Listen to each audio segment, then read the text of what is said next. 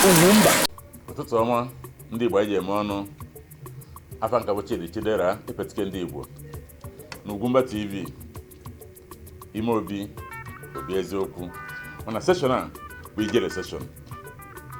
Ihe ịchọ ka ịkpa n'ụtọ bụ ihe gbasara anụ ndị na nwunye ekweghị eketọsịa nke ndị oyibo na-akpọ divorce agbara alụkwaghịm.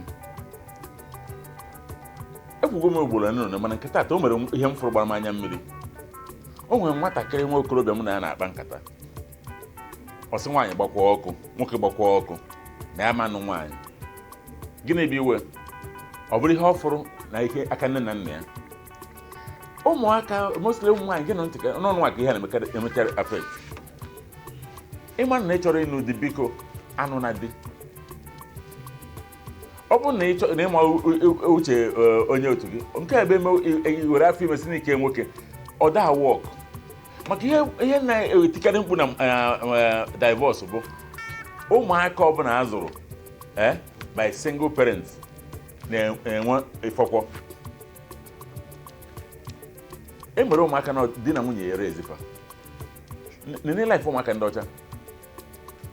ha na-adị brutal. That's why iji afụ nwere ike ọ bụrụ sọ mmadụ ka ọ na-egbu nwere ike life ha dị stress because na enwere parental upbringing. Divorce abụrụ adrobad mana ụna divorce na ụnụ mụta nwa.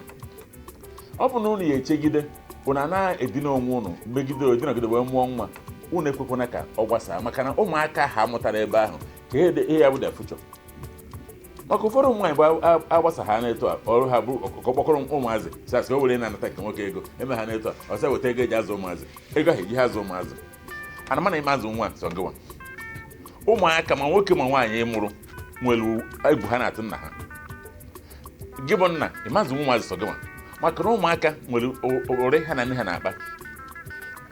Ihe gbasara na-egwu ya bụ na ụnụ chọọ ụna ịgbasara na mmanụ di na nwunye before na amụọ nwa maka na once a mụtara nwa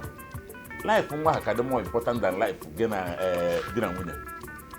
Ụnụ ebigo ndụ ụnụ ụfọdụ ụmụ ka onye nyere chance na nwoke anyị nye chance ka onye nye chance ke maka ụmụ gị onye nyefa chance. Achọrọ m ka ị mara na life ụmụaka ha dị more important than your own. But I say if your marriage doesn't work, go asị ka ọ bụ na ọ work, make it work. Maka those children maka o nwere ike na-ese ebe single parent ị na-ese mmemme single parent dịka aga aka ka ị na-ese mmemme fọ ị na-abụ single parent. Ụmụaka binye eburu nwoke ọ na-asọ nwaanyị asọ, ọ bụ nwaanyị na-asọ nwoke asọ, and ife ha fụ while growing up between di na nwunye abụrụ either encourage fa but asọ ịnọzie na nwụọ gịnị na-egbu gị ọ chọrọ igbu gị obịa n'oge before marriage unu eruo nke na-ebi n'ahụ jụọ onwe gị ọ na-ebi n'ahụ iwe jenụba gị. O nwere ife ị na-eme da wọkụzi. Ọ bụ na ihe na-esere n'okwu bụ ije na fon nwoke gụọ na ya nke nwoke. Ọ bụ na ihe na-esere n'okwu bụ ije na fon nke nwaanyị gụọ na ya. Ana m ekwu maka life husband and wife. Ana m ekwu maka life ụmụaka ụnụ mụtara. Unu kwesịrị ịbụ modern citizens ụmụaka. Unu ekwana ka ụmụaka na-afụ marriage as something abnormal. Biko nụ ihe a mfụ tata ọ gwụrụ m ike. Ọ na-eme several times mana nke tata bụ shock to me na nwoke okorobịa si na ọ chọrọ ihe gbasara nwoke ọchọ ihe gbasara nwaanyị ọ chọkwa idina nwoke ọchọ idina nwaanyị doto na ihe ọ fụrụ between nne na nna ya. Unu nwere ike mgbe kabara nka ịghọta ife na na-ekwu. Gị bụ nwaanyị na-abụ ịkpọta ụmụaka na-akọ ha na nnụnụ bụ ekwu osu nnụnụ bụ amoosu na nnụnụ na-agba n'ilo ma akwụkwọ na ihe ị na-ekwu bụ nna ya ka ọ bụ which is na offspring of that body somebody ị na-ekwu the DNA ka nwa ahụ bụ. So ọ na-etolite ya dị n'ime ya. That may cost ka ị na-ele nwata mana mọ ha ị nwoke ya wụsị na nnụnụ na-agba n'ilo ejiri nwunye nwoke nne ha ka ọ bụ. Ọnụ ụnụ a sị na powers of life and death lies with the tongue. Enwe nzokwa enwe kpuchitere onwe gị n'ọtọ. Ọ bụ na ị like di ma ị like nwunye gị jee nọsọ tụọ anyị n'onwe unu ekwana ka onwe ụmụaka affect maka ụmụaka bụ future unu ka ọ bụ ụmụaka nyere unu zụọ unu azụ once there's divorce ụmụaka ha azụzi ha azụ maka nke ọbụna nke nwaanyị ọ wepụ ọ na-eme ka ụmụazị ghara ihe etie ka ha wee ha etie dị fada ị na-ese mmemme ọ bụrụ nwoke ọ na-bụ ha ọ mere ka ụmụazị ghara na-afụ nne ha ka ekwere gịnị ka iritere na ya efu na iri ngo both life of nke nwoke ọ nke nwaanyị and ụmụaka biko gị na ya ọ bụ gị bụ nwata nwaanyị ịchọ ịnụ ọdị ọ bụrụ na ịghọtaghị onye dị gị bụ atụ n'ime akpọtara ụmụaka n'ụwa gị bụ nwoke ịnụkwara nwaanyị ọ bụrụ na ịghọtaghị efu ike na fọs gị nụọ ya atụba n'ime maka ụmụaka ọ bụrụ na ụnụ mụtara wee hapụ ha n'ilo unu eri ngo life ụmụaka ahụ and run kwa ya own future ụfọdụ ya sị gị anyị n'ọnwa ịnụ onye ọzọ nye ịnụ kịta eke ịnụrụ m tata ịmụta nwa ịhapụ m ịnụ onye ọzọ ịmụta nwa ịhapịa n'onye ọzọ kelu eto ụmụaka esi wee eto gịnị bụ dia future ihe echeki ya ihe na-echeki bụ nke na-eweta ego mebi nwoke na-eweta ego iwe na-azụ onwe gị na-eme agbọghọ ma ọkwa na ebe ihe niile na highest na iru 60-65 years ime expire ụmụaka ahụ anọ in crisis so onye na-aya ọ bụ ka onye ọbụla dị adụdo onwe ndị ike mgodi mistake ọ cross ntụkarị ndị ike mbe ha eme abana n'ime ịma na ịma mbibe nwoke anụ na anụ ịmakwa na gịrị nwaanyị ama mbi anụ na anụ ka m gwụnụ o mehere ịmanfụ an angel as nwunye ịmanfụ an angel as nwoke ya ka Bible ji sị gị he who finds a wife finds a good thing and obtained favor from the Lord. Gee ntị ụfọdụ ya agbachi ịnụ nwaanyị asị gị na oji megidebere ka God give me wife ọ manye gị wife ma ọ bụ give me husband ọ manye gị he who finds a wife finds a good thing bụ na ọ ga-eje chọta the only thing God enye gị bụ favor. In conclusion, let me give you a shocker for one matter because ụfọdụ enwe na efe ntị kpaka especially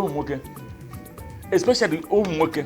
I believe that na nwunye gị kwesịrị ịdị submissive na nwunye gị kwesịrị ịbụ nke a na nwunye gị gee ntị ka nkọwara gị maka submissiveness a na-ekwu ịmana Abba Father Almighty God anụ nwaanyị hapịa all divinity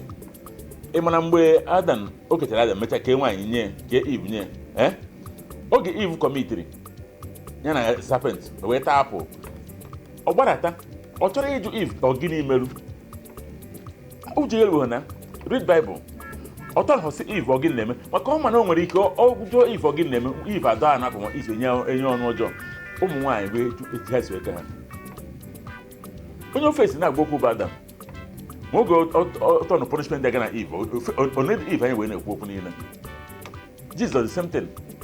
Jesus nwụrụ age of 33 anaghị ma culture ndị Jew na nke ndị be anyị nwoke onye Igbo karịa 33 ọnụ bụ nwaanyị na-ajụ gịnị bụ problem a na-eme expect nwoke onye Igbo ya nụ nwaanyị at least 32-33 so at that age kama ebido jụba Jesus ọ gịnị na-eme I'm sure ọ nakwuo nna ya ọ nụrụ nwaanyị check all these prophets say ma ome nke nụ nwaanyị mgbe ha na ministry ọ drop so what am I trying to tell you bụ na o nwere something heaven ji anyị eme experiment with nwoke na nwaanyị bi nwụrụ because ha nwere njese nwoke nwaanyị ha na anyị biro so that thing bụ kedu ihe ị na-achị deliver ọ na gị ọbụkwa mistake ọ dị simple you can live with any woman at all na ọ bụrụ na make up your mind mother na dị imperfect na dị imperfect ị na-adụ onwe gị ọdụ mana unu nwere future unu nwere life unu nwere something to share and unu nwere offspring to bring up gị na anụ ọgbasa gị na anụ ọgbasa anwụghị eziokwu onwe gị na epe ife ihe ọ na-eme jụọ ndị ọzọ na